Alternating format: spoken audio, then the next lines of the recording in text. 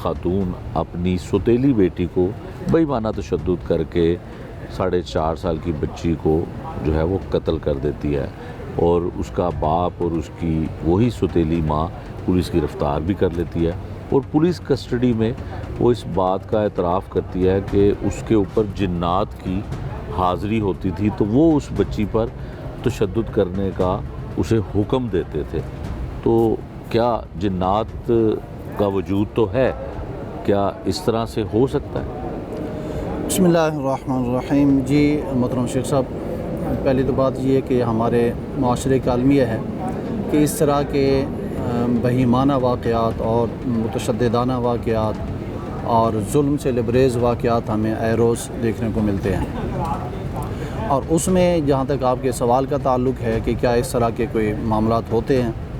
इस तरह के अगर मामलात होते भी हों तो ये क्या दूसरों को तकलीफ़ देने के लिए इस तरह की हरकतें होती हैं? अपने आप को अगर वो जिन्नात अगर हैं भी तो अपने आप को तकलीफ़ क्यों नहीं होती इसको? वो ऐसा कोई आर्डर क्यों नहीं जारी करते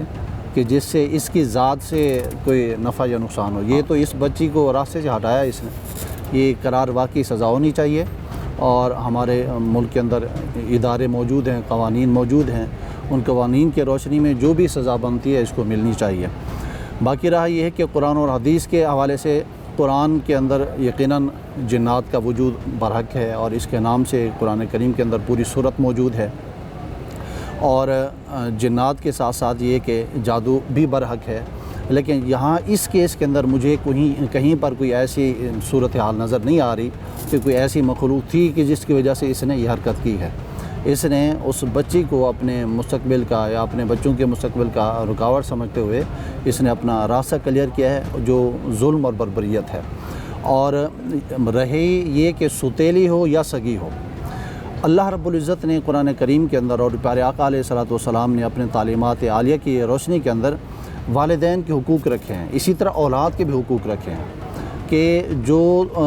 किसी के भी बाप की बीवी बन जाती है वो औलाद के लिए माँ की तरह है, उसकी इज़्ज़त माँ की तरह ही होगी। और इसी तरह जो ख़ातून किसी भी मर्द की बीवी बन जाती है, उस मर्द की औलाद उस औरत के लिए बिल्कुल औलाद की तरह है। जिस तरह औलाद वालिदैन की माँ की ज़िम्मेदारी बनती है कि औलाद पर शफ़क़त और मोहब्बत के साथ मामला करे, इसी तरह सौतेली माँ की भी ज़िम्मेदारी बनती है कि वो मर्द की दूसरी औलाद, वो चाहे बेटा हो या बेटी हो, छोटी औलाद हो या बड़ी औलाद हो, उसको उसी नज़र शफ़क़त और प्यार और मोहब्बत से देखे जिस तरह कि अपनी औलाद को देखने की। इसकी जादू है,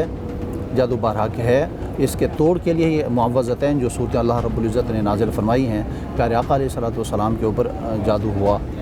और उस जादू के तोड़ के लिए अल्लाह ताला ने अपने महबूब करीम अलैहिस्सलातु वस्सलाम पर कुरान करीम की आयतें, सूरतें, जिनको आखिरी 2 सूरत मुअव्वज़तैन कहा जाता है, वो नाज़िल फरमाई। बाकी यहाँ पर इस केस के अंदर मुझे कोई ऐसी सूरत हाल नज़र नहीं आ रही कि उसका अक़ल जो है ऐसा माऊफ़ हो जाए कि अपने जो भी उसके रास्ते की रुकावटें हैं उन पर ही ये असरअंदाज हो। ये गलत है। जी हज़रत, आखिर में मैं ये चाहूँगा कि जिन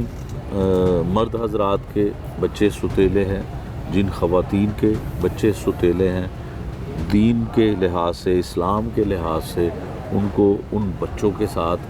क्या सलूक करना चाहिए, उनको किस तरह का रवैया रखना चाहिए, हमारा दीन इसके बारे में क्या कहता है, ये इरशाद फरमा दीजिए। जी, हमारा दीन सौतेली औलाद के हवाले से हुकूक बताता है, और हर किसी के, सिर्फ़ इंसानों के नहीं, जानवरों के भी हुकूक बताता है। और जहाँ तक मैंने जैसे पहले गुजारिश की कि सौतेला बाप हो या सौतेली माँ हो,